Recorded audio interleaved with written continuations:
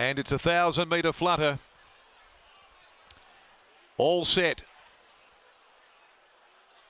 And he hits the button to let them go. They're off and they're racing. Sinful Living jump well. Wide out Jazz Session. Away smartly, but she's in danger of being caught wide. Capitola driving forward. Rocking Jim going forward as well. Pin Deep. Prospector's Pick.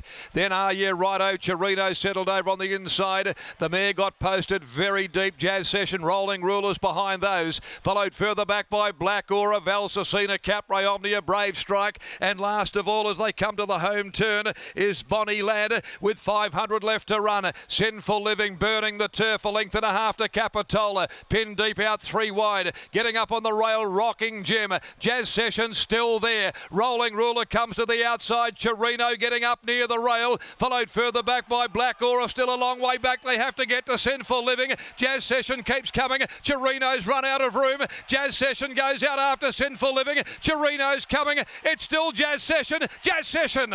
What a gutsy win. Never on the track, Jazz Session, brave as can be. One from either Chirino or Black Aura, who was absolutely flying over the final part. Rolling Ruler next in. Prospector's Pick, followed then by Valsacina. In behind them came Brave Strike. Next home, pulling up, Sinful Living. Then Are You Righto? Capri Omnia, Bonnie Lad, Rocking Jim, Pin Deep, and Capitola last. What a fabulous win. Sean O'Donnell came out as though he might be able to cross and find the breeze. How far would she have won by if she did? But he then had to drag back, press on over 1,000 metres. It's no mean feat. And she has produced an exceptional performance for Justine Erkelins. Jazz Session overcoming a horrendous draw to take out the Jess Parnham 40th birthday handicap. Exceptional. Probably a PB, and she's won a few. That's 6 out of 17. For Ian Rickwood, a Sessions mare from Jazz Me Up. Sean O'Donnell, big day ahead for Sean. Hasn't he got some wonderful rides coming up, of course, in the next. He takes over on Joker's Grin. First rider to be aboard Joker's Grin in its career. And then later on, of course, he also has the great ride to come in the form of Luana Miss as well. A long neck, a short head, 58.41, 34.25 the sectionals, and it's Jazz Session with an exceptional win over 8 Chirino, Lucy Fiore, 4 Black Aura, charging late, William Pike, and 4th Sinful Living, just in front of number 14, Rolling Ruler, who was very good. 11, 8, 4 and 1 here after the 5th event of the day. Race 6, the Hose Masters Colonel Reeve Stakes, the first of our black type events. It's at Group 3 level, 1100, and there are no changes to come other than to the rider of Joker's Grin, Sean O'Donnell. Let's go down to Lockie Taylor joining us, and if there's ever going to be a prouder trainer on course today, I don't know where you'll find that, because that was some performance. Justine Erkelins has made her way down out of the winner's enclosure. Lockie?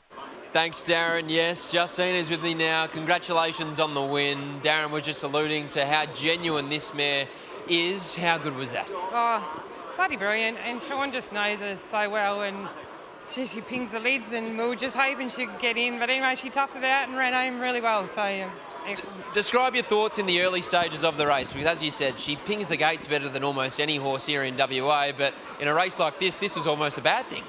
Well, just with all the speed in it, we thought it might have been all right because she might have got across, but then she didn't. But she got a little bit of cover, but she's tough as nuts and came home really well, and really happy with it. Where to next for a horse like her? She's a 6-time winner. Is the next general progression is to try get a little bit of black type on her page? Absolutely. I think she's good enough for it, and yeah, we'll just find her something and see what's there for her. Is there a race in the back of your mind? Could it be a race like a Summer Scorcher come Perth Cup Day?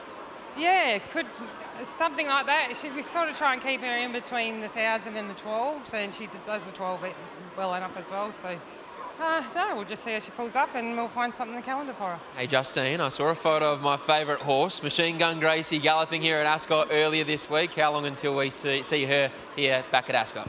She's at the trials next week, and She had a little bit of mishap and everything sort of turned to shit.